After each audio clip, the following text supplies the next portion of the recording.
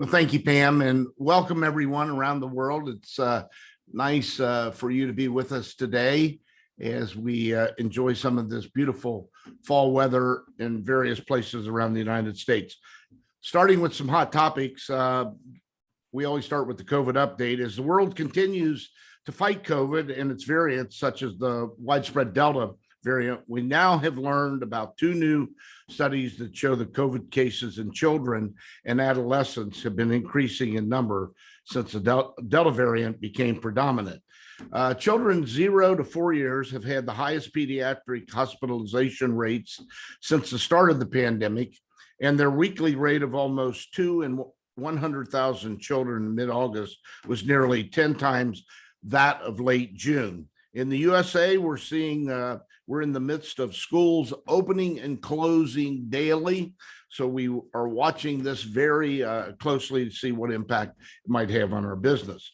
Overall, the Delta variant now represents about 99% of cases in the US, but officials are watching a potentially new variant threat named the Mu variant, MU, which is a new variant of interest.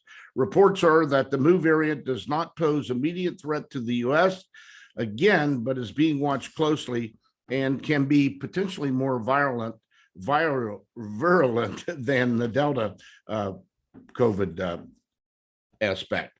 Travel trends, some US airline operations were constrained this summer as carriers worked to catch up with the training for pilots who were on leave during the worst days of the COVID-19 crisis.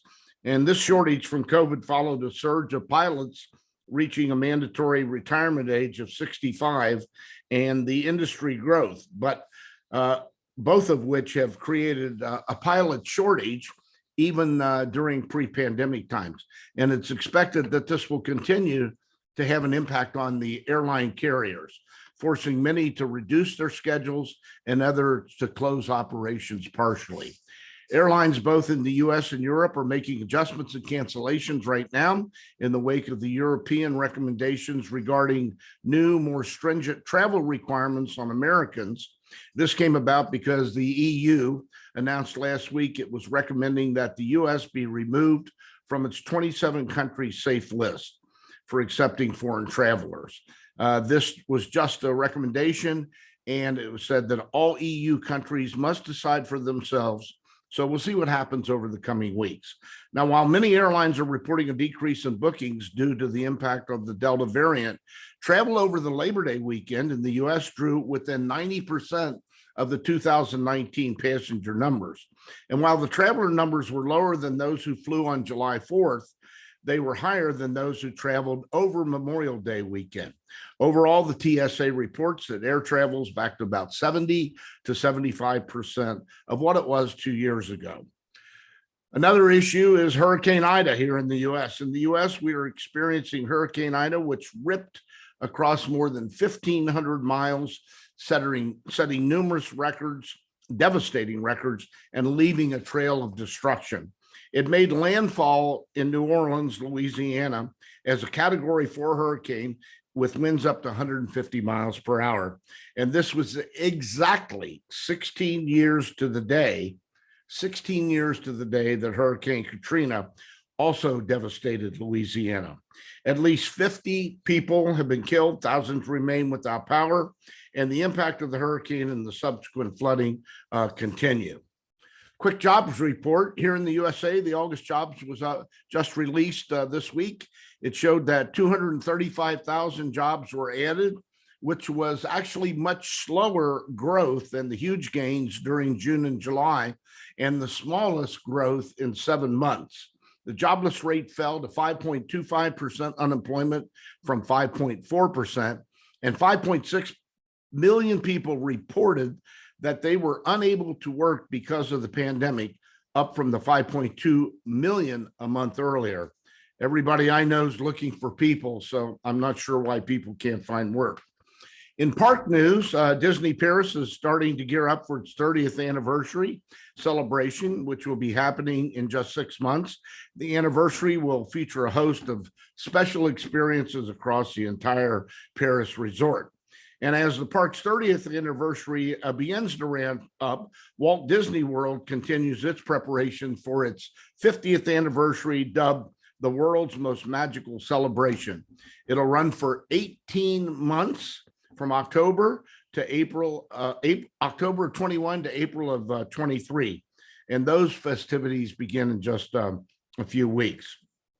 This past weekend, locally, Kennywood Park in Pennsylvania held its Coasting with Kids, and they raised $14,000 for the Give Kids the World organization. It was a great cause, and kudos to Kennywood for this. And just this morning, a few hours ago, Cedar Fair Entertainment released their results through Labor Day. These showed that for the 10 weeks ending 9/5, net revenues were $645 million, which was a $3 million increase over the same period of 2019.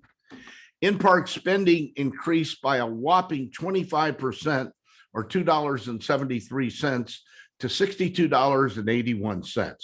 Out-of-park revenues increased $3 million to 4%, and this was offset a little bit in part to the due to the decrease in attendance, which was down 2.4 million or 20%, but was actually impacted by 58 fewer operating days in the organization. So on a same-day basis, attendance for the 10-week period represented approximately 85% of comparable 2019 attendance, and that excludes Canada's Wonderland, which was under Canadian capacity restrictions for the entire period. So total attendance represented about 90% of comparable same-day attendance during 2019. So a strong return for Cedar Fair. Congratulations to the group. It gives me great pleasure today to introduce our guest, Ash Smart.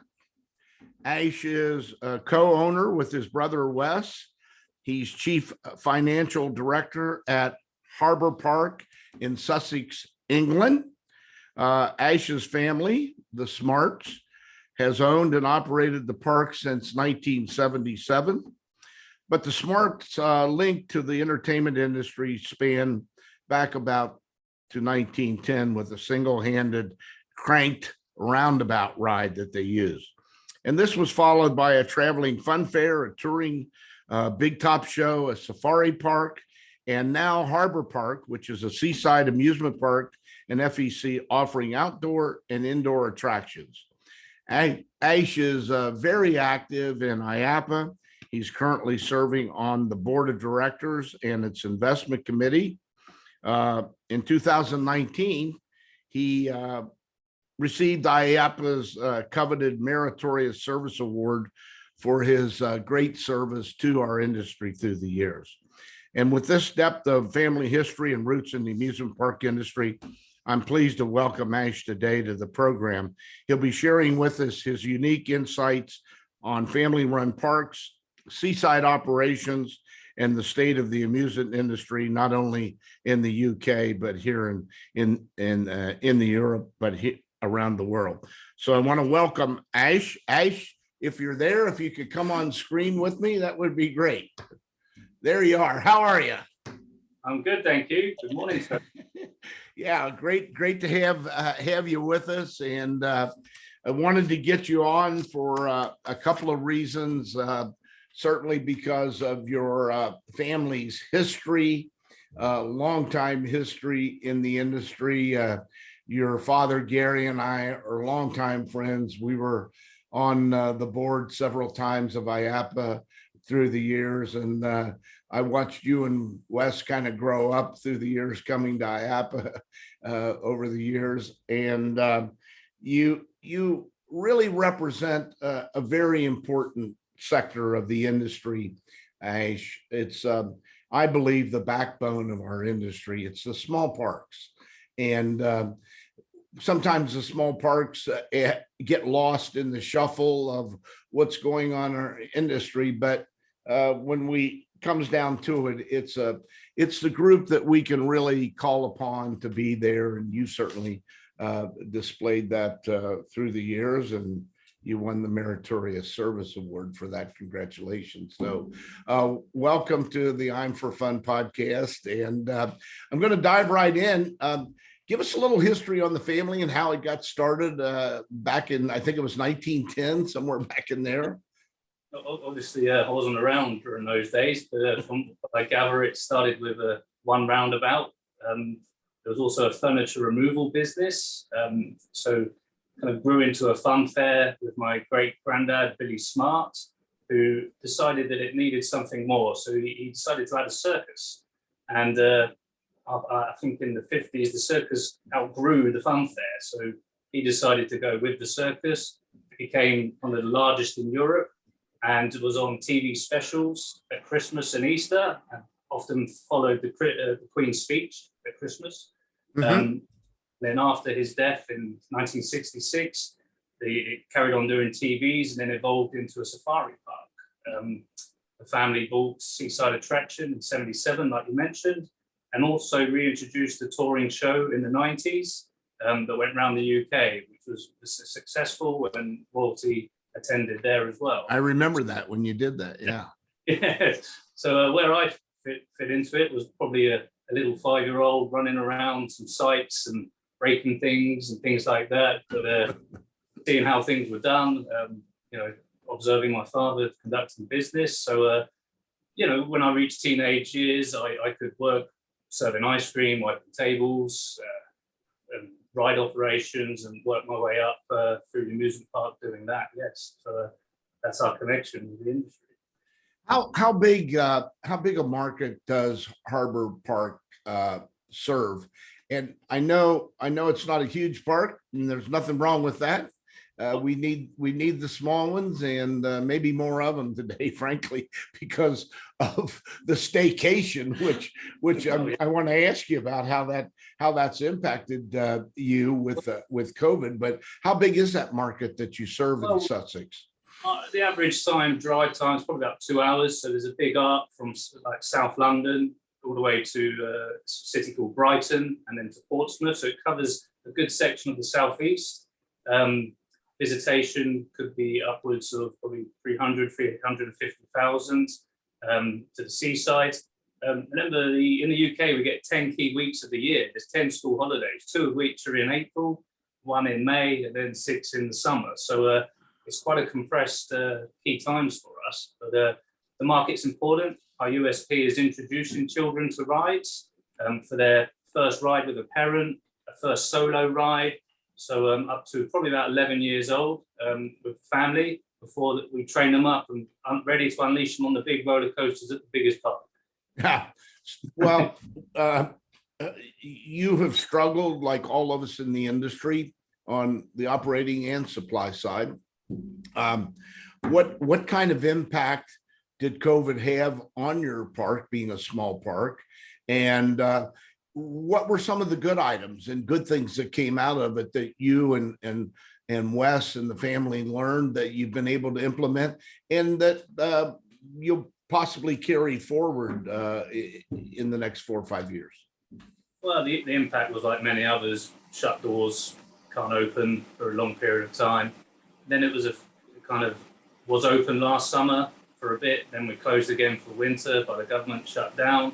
And then it was more of a phased reopening this year. So we could do outdoor rides in Easter, we could do takeaway outside, but nothing inside, no arcade operations. Indoor attractions was challenging because you had capacity limits.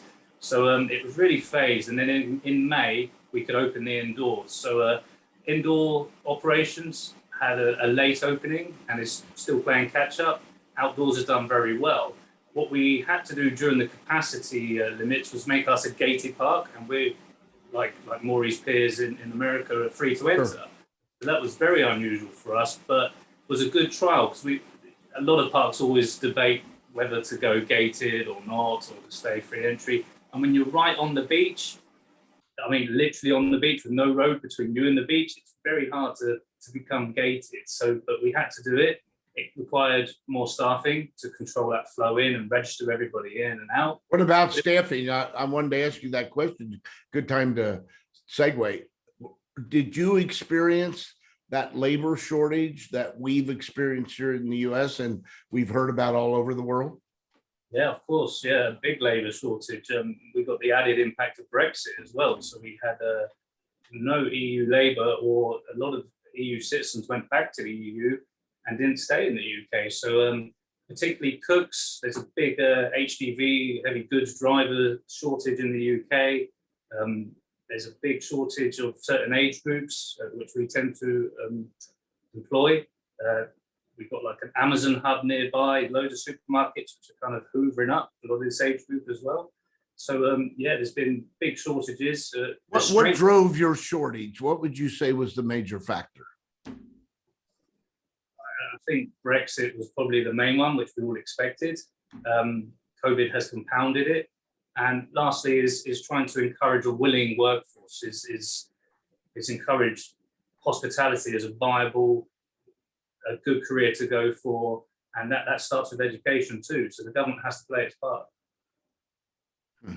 You know, over here in the US, it was primarily driven by COVID initially, and then there were moms who didn't want their children working and out in the marketplace, and then the government here started paying people to stay home. And as you probably have seen and talked to your colleagues over here, I mean, there are parks here, Ash, that are paying $20 to $25 an hour and still can't get enough people. I've heard that. I mean, the strength of a family business is though we have family members, and this year all our family members have been jumping in and helping out and doing frontline operations, so we can offer our full complement to our customers. And we got there. We lived through to the end, but we got there near enough full service. So yeah. Did the government step in and help you any with subsidization? You know, you saw where we had the PPP programs and some other ancillary programs that facilitated and kept us afloat. I mean, everybody was drawing on it. Did you have anything like that from England, from the Great Britain government? Yeah. Amanda touched it on an earlier podcast, is we had the job retention scheme, which covered 80% wages, but it was done through the employer. So the employer would know the contract someone was on, the hours they're meant to do, and then the government would help make that up to 80%. But it tapered off recently where the government would contribute 60% and the employer had to do 20% for hours not worked. That is due to finish end of September. So it's hopefully going to get back to normal. The other thing that's just been very useful for our industry is a hospitality VAT, which used to be 20%, and they've reduced it to 5% during the pandemic. Is that on a short-term period, or do you think that will carry forward? They've extended it to next April, but it will go up to 12.5, I think, from October, but it's still reduced. But it has really helped with keeping staff and investment going forward. And I know BALPA and UK Hospitality are lobbying to keep that, to extend it further. And I think the industry really needs it, but it's been a great help for the admissions and on food and beverage items as well. Ash, we're getting a few questions in. I'm going to give you one that kind of ties right into this. Maybe you know this gentleman. His name's Nigel. He said, Ash, do you think the huge labor shortage that we all experienced is going to carry forward for the next 2-3 years, or do you think it will end as COVID ends? It depends on individual governments. I think the UK will continue. The government do not plan to review this to 2022, well into 22. And I think the Brexit legacy will compound this still, unless the government's willing to give certain visas to fulfill certain shortage areas. And there's no indication they're going to do that. In the States, I think once hopefully international travel opens up a bit more and the J1 visa becomes available again, that should help alleviate some of the shortage. So we depend on the J1 visa here in the US, not only amusement parks, theme parks, water parks, but the national parks like Yosemite and Yellowstone, Myrtle Beach, Pigeon Forge, Gatlinburg. Do you work with the J1 visas, and where do the foreign exchange students that come to Great Britain, where do they primarily come from on the J1? there's no real similar equivalent in the UK. The UK has a youth mobility scheme, which is very much mainly with the Commonwealth for under 35s. But a lot of these countries are very far away, and to try and commit to go to them, to find an agent. So we really relied upon the EU before, and that's gone. So we're waiting to see what the government come up with. And again, they're holding tight. There's not much mutterings at the moment in terms of help, Right. even with supermarket shelves being empty because they can't deliver and they can't get the supply chain going because of the shortage in driving. So the government's waiting to see, and they can see the businesses are telling them, look at this shortage, but they won't budge at the moment. I write a couple articles for magazines, one British and one German, and one of the first items that I saw and I seized upon is what you just said, the supply chain. Early in COVID, people weren't thinking about the supply chain. They were worried about the next day and the next minute, hour, whatever. And the supply chain, as we have seen, has affected the world and many aspects. Like if you look at the automobile industry here in the United States, and you look in Germany, you look at the Mercedes, they've announced they're not going to be able to produce a huge number of cars. General Motors last week said that they're going to be cutting back. Have you seen anything like that in Great Britain that you could specifically point out and talk about? For our industry, Dennis, it's arcade supplies because it's computers, it's chips, and there's massive shortage. Even Apple, having problems with this. So it's no different from ours, and of course that's driving up the pricing on spares, and delivery times can be months. And this is just the start of it. There will be a backlog going into next year, I think, particularly with components like that. Yeah, no question about it. I mean, we're already seeing where these big companies, Amazon, all of them are, even though they don't produce, they're seeing slowdowns because of their supply chain. Oh. And I think it's with us for a couple of more years. This next one comes in from Jeremy. He said, Ash, what are you seeing in terms of spending among guests, especially in 2021 over 2019? Has your in-park spending shifted in any specific area? And has the total per capita either decreased or increased? You just maybe heard me on the Hot Topics talk about Cedar Fair. They were up 25%. I mean, and everybody that we've talked to, from Disney to the small park operators in the US, are all saying the same thing. Thank God. What about you guys? Yeah, we're the same. It's spending in the park, as particularly in the summer, rocketed. It really did, and I think that's tourist dollars or pounds, as we have it. It's people that probably put money away to go on a holiday abroad, where they tend to spend a bit more, and they've saved it and they're spending it now on the staycation spend. I think it's kind of across the board. We're seeing, the indoor operations, because they were the last to open. They really got an uptick in the arcade games, food and beverage. But the visitation too it's across the board. The summer was, I think, the best we've had ever, and so was the May half term, because in July we no longer had to operate under capacity. We could throw our gates open, not act as a gated park, and I think that helped us because everyone could roam to the beach and in. There wasn't a big queue out the front of our place. People could dive off and think, okay, we'll do it another day. It helped us disperse people more. So the visitation was very, very good. The weather was perfect as well. It wasn't like heat wave weather. It was nice to go to the beach, but only spend an hour or so. And we had people coming in, going on the rides. So it really suited us this year. But that pent up demand everyone speaks about, that definitely happened this year. Yeah. When the pent up demand hit you, like it hit us here in the US, it was enormous. Yeah. Unfortunately, we couldn't service them. Did you have that same problem?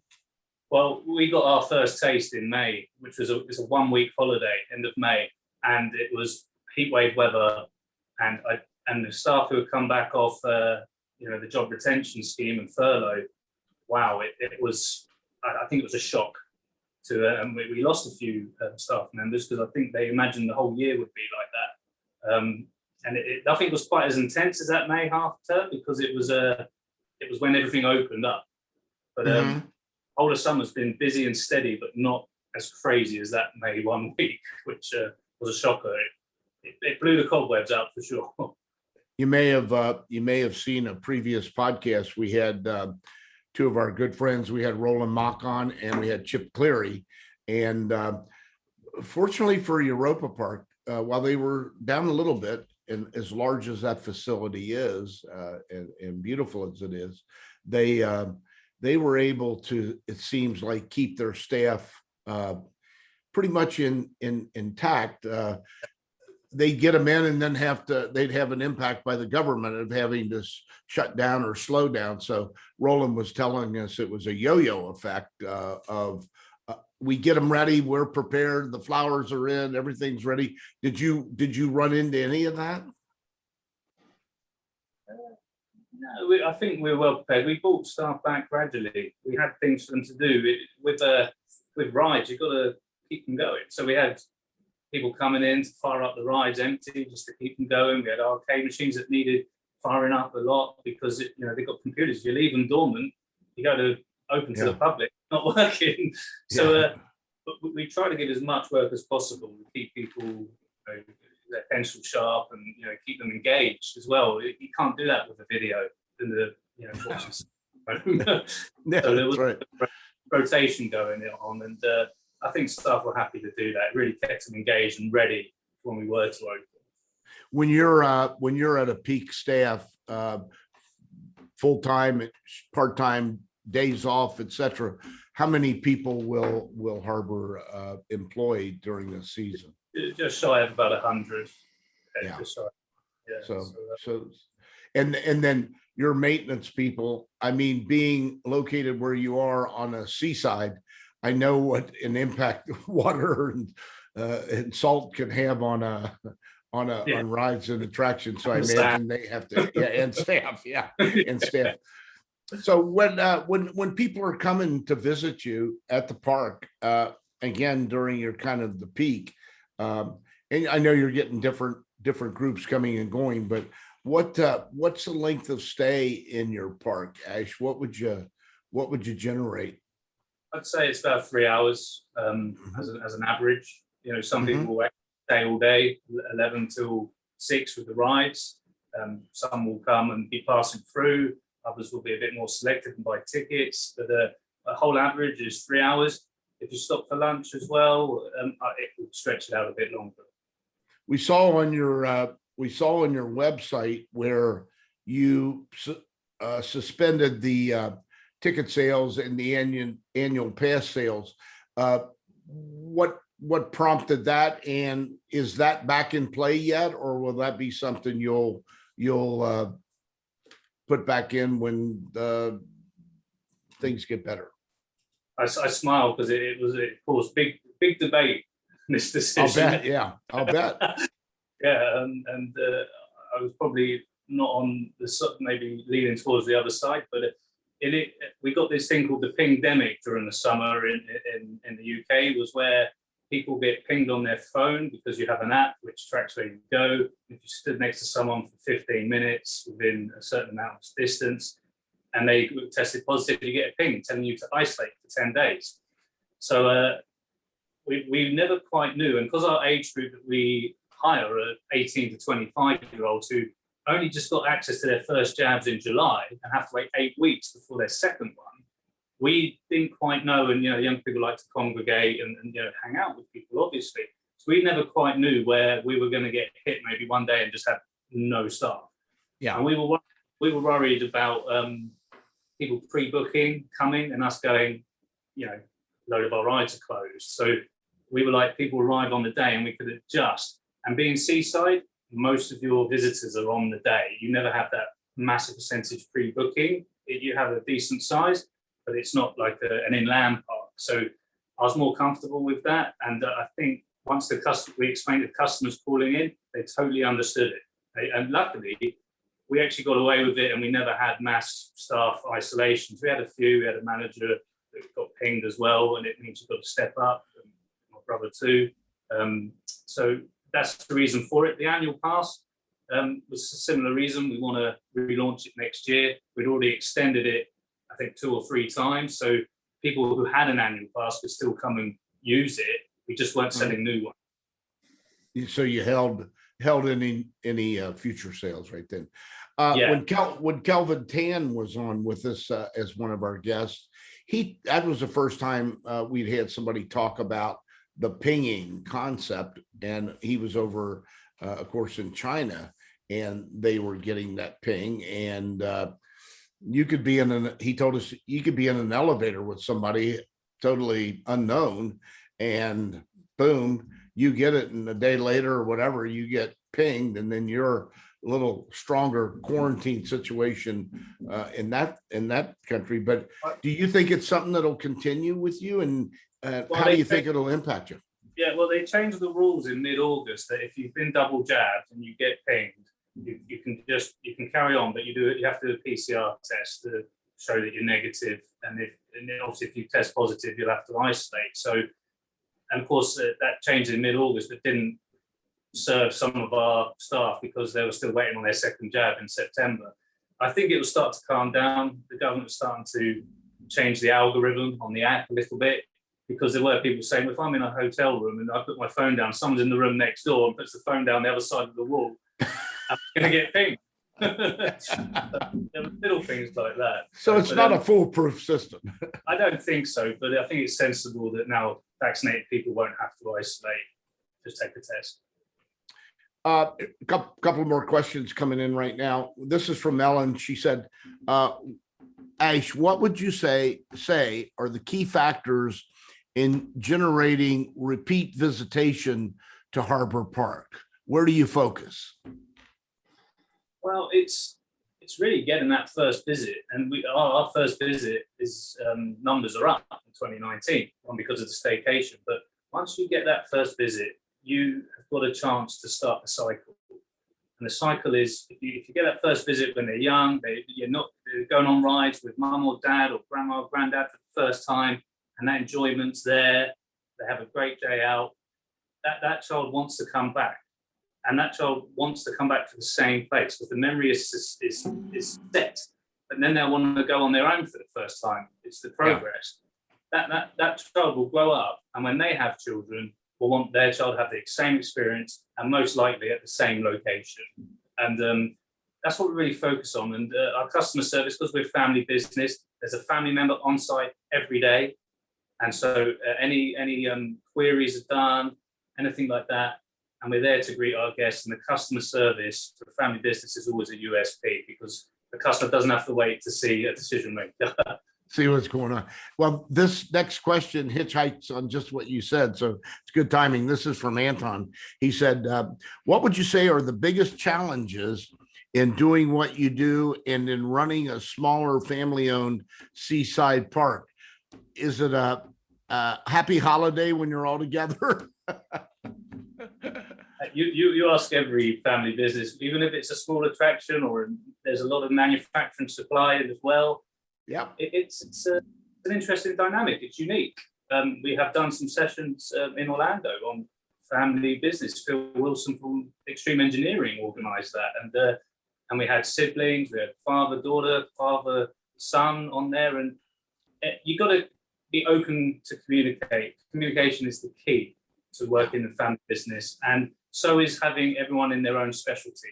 If you have 2 family members doing the same job, it's not a good recipe to have. You need everyone bringing different things to the table, different expertise, so then you can come to a more rounded end result. So and disagreement is normal, but the aim is the same. The goal is the same from everyone.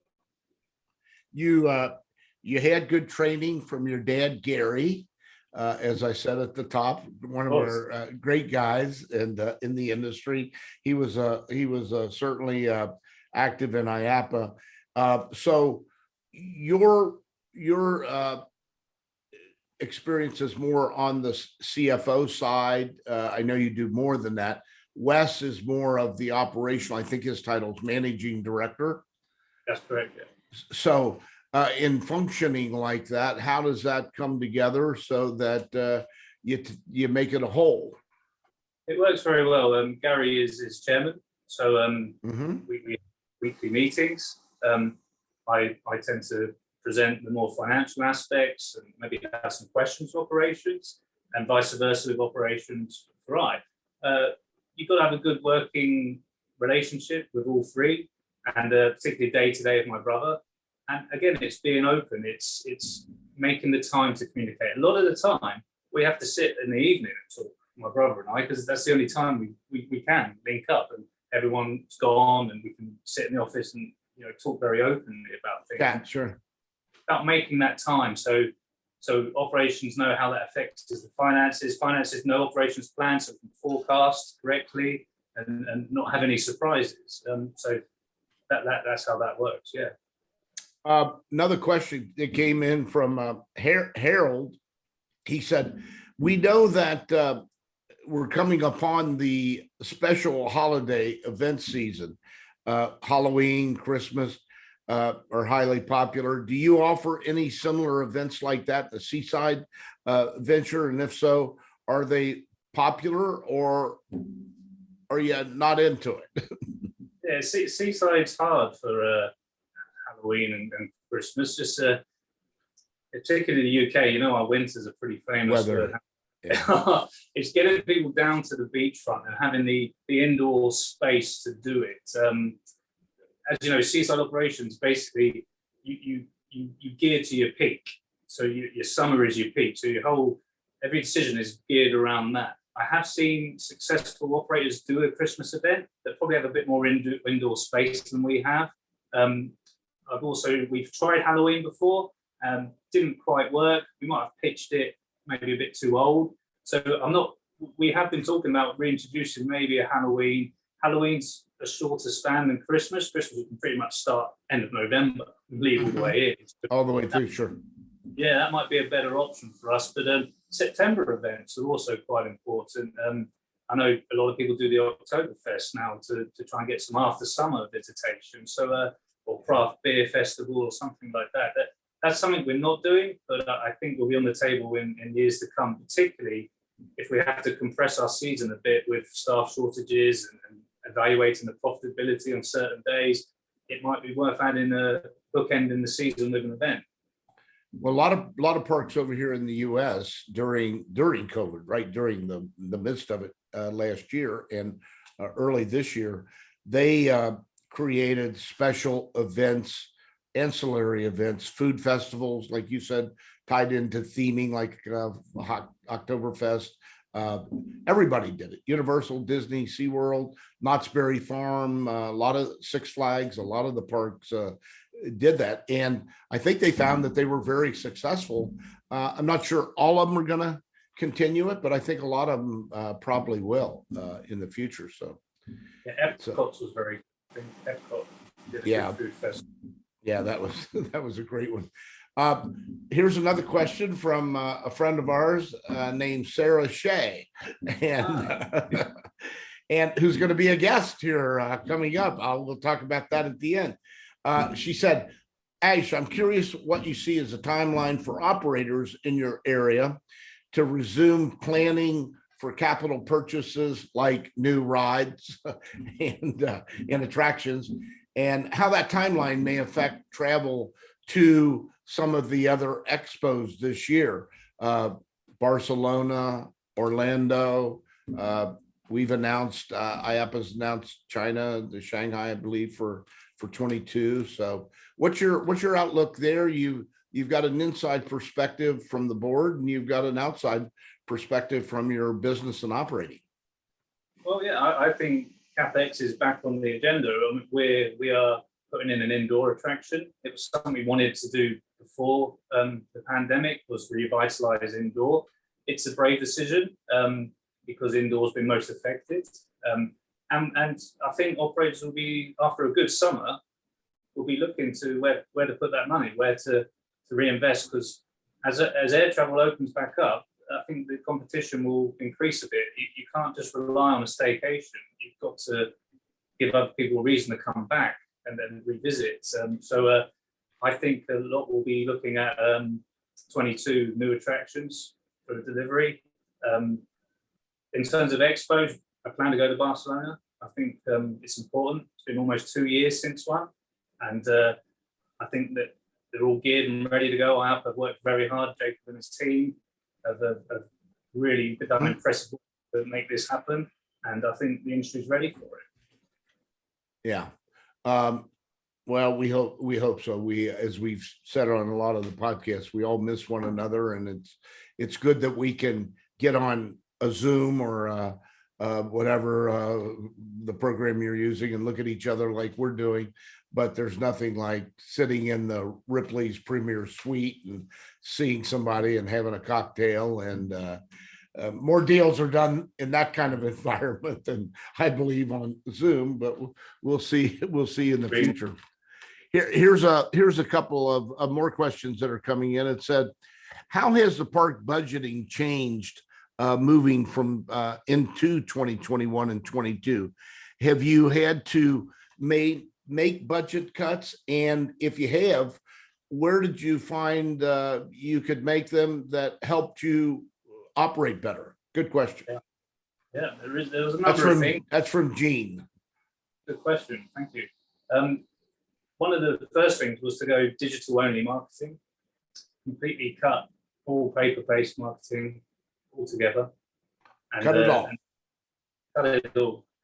Took a knife to it. And just focused on the digital. We thought that's where everyone's going to be looking. Not because of the lockdowns, no one's driving the length of the country, stopping off at a service station to pick up a pamphlet or anything like that. So people at home, they're Googling, they're looking. So we literally just did digital only, and it worked for us. I'm not next year we may have to reintroduce more of the paper-based things. We cut a lot of discounts. We upped our price in the peak time, and I think going forward, maybe this discount culture which was there I don't think will come back as quickly as it did after 08, where it became mainstay. I think you've got to have faith in what you offer and the price it is, and things like that. In terms of other cuts, we cut our menu, which I know Ken Whiting on your previous podcast mentioned that he had done. Reduce it to main sellers. That helps your ordering, helps your supply chain, helps your staffing levels and the training if you simplify. It's another dilemma of seaside operations with free to enter is in the peak, you're catering the families. Off peak, you're having locals and retirement market coming down who maybe want a bit more selection. So it was a challenge to decide, but I think it gives that platform to add extras onto and make our quality offer better for our best sellers and improve the margin as well. So there are a few of the bits that we changed. Are you? I wasn't sure. Are you contactless or touchless? Can you do that with the smartphone? Yeah, that existed in the UK before COVID, they actually just increased the limit to £100. It used to be £30, and they upped it to 50, and now it's going to be £100 just to pay with your phone or your card without touching anything. Yeah. So is that something that I could walk into Harbour and do on my smartphone? Everywhere, probably apart from the arcade. We haven't quite gone over on the arcade to that technology yet, but everything else, your smartphone will pay for everything. Yeah. Ash, do you stay in touch with the parks throughout Europe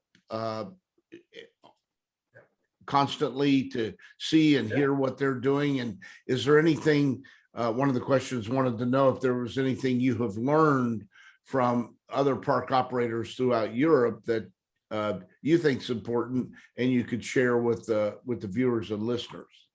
This is where the Brussels office came in very handy. They organised several state of the industry calls with business leaders where during the pandemic and thereafter, where we all shared ideas and challenges and things like that. But you work your network as well, so it's worldwide.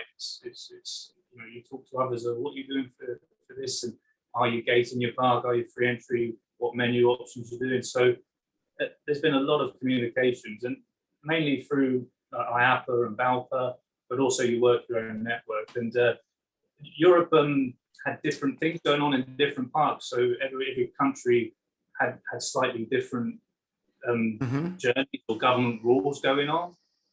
There were one European country which required proof of negative test to enter their parks and things like that, which I found very interesting, which hasn't happened in the UK yet, where you have to prove your vaccination status or a recent test just to enter an amusement park. Yeah. Well, we all try to stay in communication. We all try to keep facilitating good ideas and bad ideas sometimes.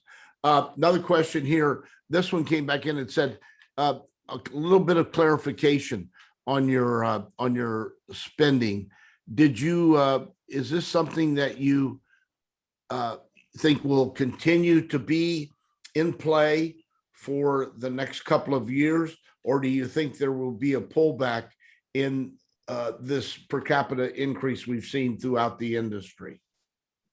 Yeah, I think it will level off. I think that because the figures look so good, everyone was a bit cautious. Like, is this once in a lifetime kind of summer where the conditions are just right? You know, Yeah. And you've got to be careful. You've got to be optimistic and think, right, the challenge is now is to maintain that, to create the conditions for that. But you've got to be real and say, okay, for a park like ours that has really benefited from staycation, once the air travel opens up, and that could be in 2023, people are saying, maybe the visitation might go down a little. But it depends. If air travel becomes expensive, then families might have to look at a trip abroad every other year. So we've got to get that market still and win them back, and then to get our pricing right to maintain that kind of spend. Here's a good question. Maybe we need a full 1 more hour to explain it. This is from Chris. He said, Ash, how is Brexit, you mentioned Brexit, how is it affecting parks in the UK? Can it help UK parks? And what has the impact been, and how will it remain? The jury's still out. It's still so new, and things have been extended. The benefit, it's hard to see the benefit at the moment. There may be one I haven't quite thought of, but it's not at the moment. It feels a little unhelpful with the exacerbating staff shortages, and that's the main one. And the increased cost of the cash flow, having to pay the import duties and then claim it back later on. So there's money up front, which you didn't have to do before, and some couriers are requesting you do that before they deliver it.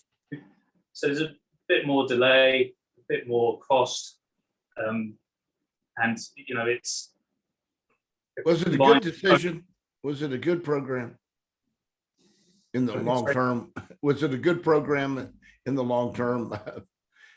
It's the big divide. It's 50-50. Yeah. Some people will be champions of it, some people will not. So, we'll over here, our read on it, or at least mine, was that what we would hear in the press and everything, that was the older people rushed into it. They weren't fully informed of what the short and long-term impact of Brexit could be, and that the younger people coming up, they were promoters, of course. So you don't have to declare, but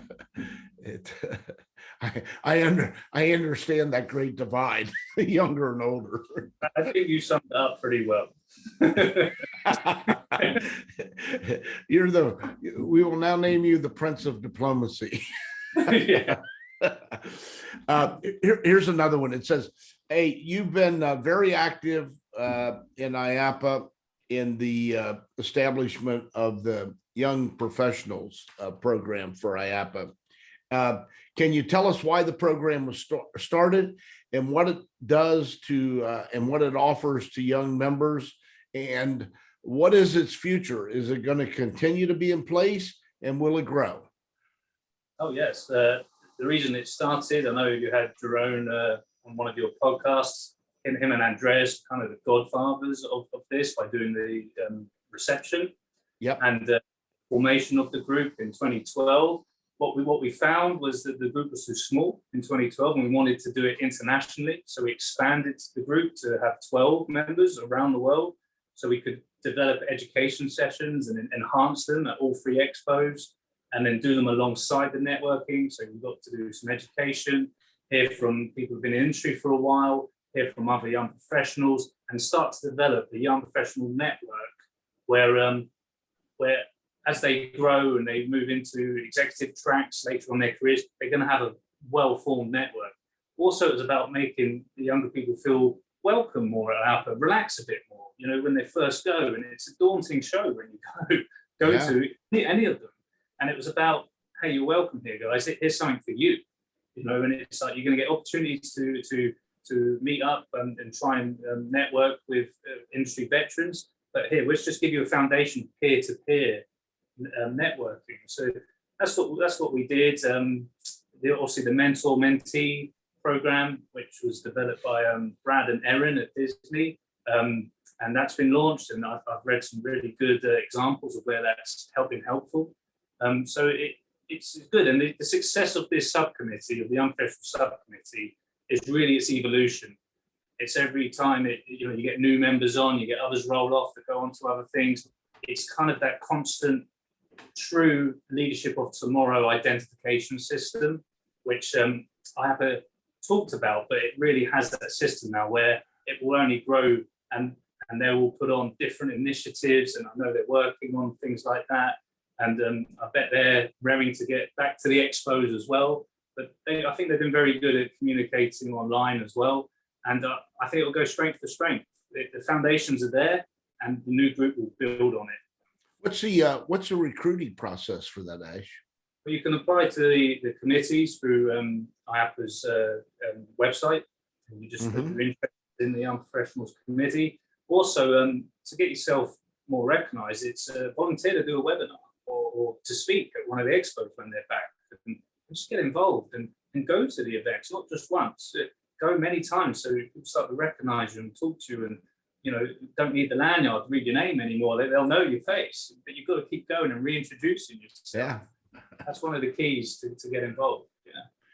How many persons would you guesstimate are currently in the program or working with the program?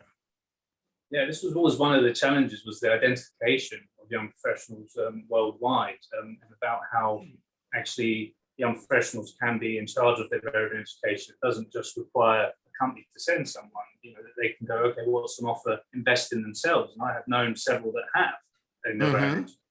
But when I stopped on the committee, I think when it was either 2017 or 18, it was up in the hundreds. So, it was touching probably in around 300, I think, no young professionals, and it was growing in each region. And it was about defining between student and young professional, because they both want different things and different education offerings. Yeah. Well, I think it's one of our most important programs in IAAPA. Reaching back to when I was chairman decades ago, we talked about it, and it was a little different. What you're talking about is how you came in and how I came in a long time before you, through programs like this, and working, getting to be known, being involved, presenting, just exactly what you said, but to have a forum and a process for that, to put those young professionals in, is something I think it's one of our biggest and most important programs. For me personally, Dennis, it was I had the benefit of an introduction to certain people, and I had the easier route, and I was fully aware that most don't have that. Most don't. We needed to create the conditions, for people to have that given to them. Yeah. Well, to facilitate it, it's important. Is it a committee now? Is it chaired? It's a subcommittee. It was originally a workforce that, I know workforces tend to last a year, but it kind of rolled year on year, and it's official subcommittee of the membership committee now. So the chair rotates, every 3 years. It's all under the governance of IAAPA's governance law, so there are rotations. Yes. And does a chair come out of the committee itself? So it could be a young professional who chairs it and keeps moving it? It's all young professional led. So anyone under 35 can apply to that committee and run it. It's from its creation, it's always been young led. Yeah. So it's similar in context like the YPO organization, only it's germane and relevant to IAAPA, and it's our own young professional then kind of. Yeah, and they come up with the initiatives and with the new ideas. So it's a really good approach. Well, I've always said it's a young person's business, and I believe that more every day. One of the questions that just came in, it says, Ash, what are some of the hot spots for growth that you're hearing, seeing, and thinking about, not only in England?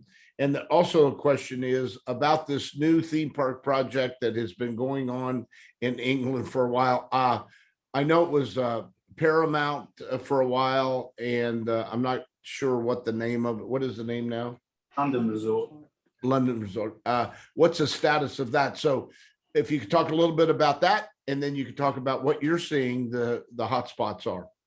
Yeah, well, the London Resort, the latest update I saw was in August, where they were inviting prospective suppliers to register. And the last I saw was 13,500 had registered to be. That's all.